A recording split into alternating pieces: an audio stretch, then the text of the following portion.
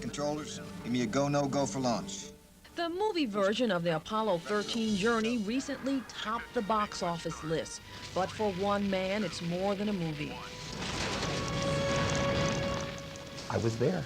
I mean, I really wanted to see the movie, see whether I felt it was accurate, whether it reflected my memories of the time, and take a look and see whether or not they would do a true representation of, what I felt happened.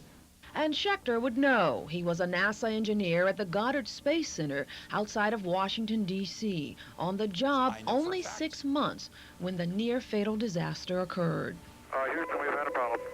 And I don't think in the beginning there was any awareness as to the severity of what had occurred.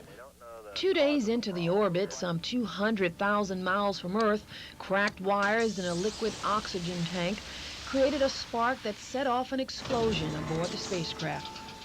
The astronauts immediately lost air, water, and electricity, and the spaceship was thrown towards the moon.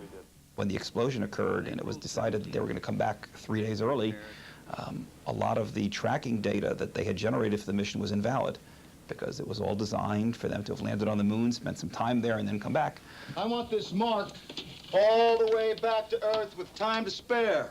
NASA needed to line up new tracking stations in remote parts of the world to track the troubled mission's return. Schechter had just designed a program that could do just that. Knowing the situation and the ability of NASA to improvise, I wouldn't want to say I was the only solution, but it made life a lot easier. People slept a lot better.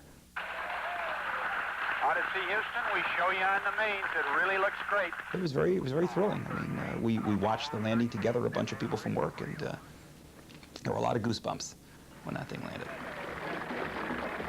Belinda Morton, NJN News.